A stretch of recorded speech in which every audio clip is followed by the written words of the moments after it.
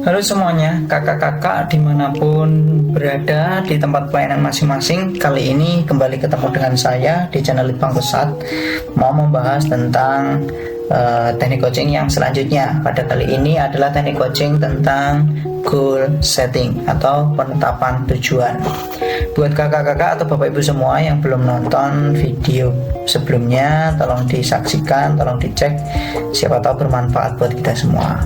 Langsung saja, bahwa goal setting ini merupakan hal yang sangat umum atau hal yang sudah sering didengar oleh setiap kita tentunya. Tetapi bagaimana caranya kita menjadi seorang coach menolong remaja NDP dalam menetapkan sebuah tujuan dalam kehidupannya? Saya kembali mengingatkan bahwa coaching tidak semua aspek kehidupan, tetapi punya partnya masing-masing, punya bagian masing-masing yang mau dikembangkan sesuai dengan kesepakatan. Kalau sesuai dengan pengertian coaching di awal, salah satunya adalah tentang kemitraan. Nah, bagaimana selanjutnya? Sebagai seorang coach, kita perlu tahu bahwa goal itu ada dua, yaitu yang terikat waktu dan yang berkelanjutan. Kalau goal yang terikat waktu itu ada jangka panjang dan jangka pendek, artinya ada jangka waktunya, misalnya 3 bulan, 1 tahun, 2 tahun, begitu. Yang kedua, tentang goal berkelanjutan itu tentang kebersinambungan. Misalnya, contoh nih, kalau yang tepat waktu itu dalam waktu 3 bulan atau dalam waktu 1 tahun, saya pengen bisa ini Kak, gitu misalnya. Nah, yang berkelanjutan, saya pengen setiap pagi itu mengucapkan salam kepada orang yang lebih tua Kak, gitu, misalnya begitu. Nah, kalau sudah tahu bedanya, maka bagian berikutnya adalah kita dengan coach, kita sebagai coach dengan seorang coach itu membuat perencanaan coaching. Jadi ada beberapa hal di sini yang perlu kita perhatikan. Menetapkan berapa lama proses coaching, makanya sejak awal perlu disepakati mau berapa lama, berapa kali pertemuannya, dan kapan. Lalu tetapkan tujuannya. Tujuannya apa dari coaching ini? Yang spesifik, terukur, realistis untuk mencapai tujuan tadi atau tujuan yang hendak dicapai. Misalnya yang pertama nih, saya ingin menjadi remaja yang baik. Itu masih umum. Nah, lalu spesifiknya apa? Saya ingin menjadi remaja yang jujur. Jujur lebih spesifik dibanding baik. Seperti itu.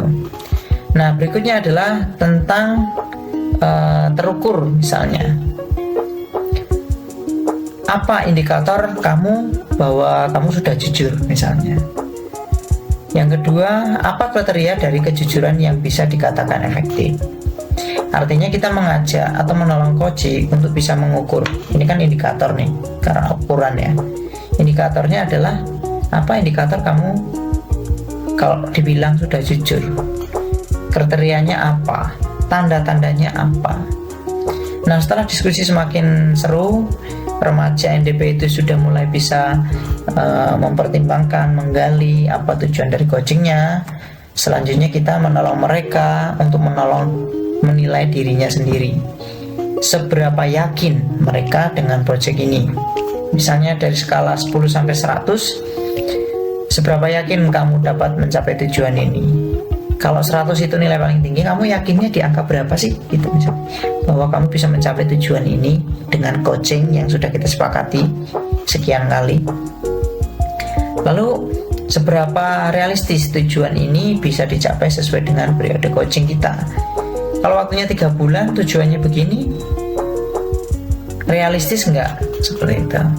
Kemudian apa saja yang kamu perlukan agar tujuan ini dapat tercapai? Nah, ini pertanyaan salah satunya sangat penting. Jadi menolong remaja untuk tahu apa aja yang diperlukan untuk mencapai tujuannya. Misalnya, saya sering tanya remaja, kamu kalau besar setelah dewasa pengen seperti apa? Aku pengen jadi orang sukses Kak. Suksesnya gimana? Mereka bingung. Maksudnya di sini adalah itu. Bagian berikutnya adalah setelah membangun perencanaan sudah selesai, maka tahap berikutnya adalah membangun komitmen. Nah, dari komitmen ini seorang coach itu menolong coach menentukan hal apa saja yang akan dilakukan selanjutnya. tujuannya A, udah tahu caranya A, B, C, D, komitmennya ini bagaimana. Nah, tujuan dari komitmen ini yaitu untuk melihat gambaran proses pembelajaran yang akan datang. Ada 6 hal di sini yang penting. Tentang pertama, apa yang menjadi tindak lanjut dari sesi ini. Setelah pertemuan coaching, actionnya apa? Kemudian kapan saja mau melakukan coaching atau eksekusi sendiri? Berapa kali? Kemudian bagaimana kamu memastikan keberhasilannya? Gimana dengan proses ini kamu bisa memastikan bahwa ini bisa berhasil? Misalnya kalau seharusnya 10 kali pertemuan, di pertemuan ketiga itu udah mulai dievaluasi, pertemuan keempat, kelima dievaluasi perubahannya. Kemudian apa saja yang bisa menjaga komitmen kamu? Ini misalnya kita nolong remaja ya. Apa sih yang bisa menjaga komitmen kamu supaya kamu nggak lupa? Pasang reminder misalnya begitu. Kemudian siapa saja yang dapat membantu kamu? Jadi kita menolong remaja untuk berpikir, oh iya partnerku siapa ya? Gitu. Karena dalam proses pertumbuhan itu harus juga terbuka untuk mendapat dukungan dari orang lain. Bagian berikutnya, kalau udah tahu begitu, jadi goal setting itu untuk menolong coach punya gambaran tentang capaian yang akan datang. Jadi kalau nggak ada coaching, nggak ada goal setting, ya maka nggak tahu nanti suksesnya seperti apa. Seperti itu.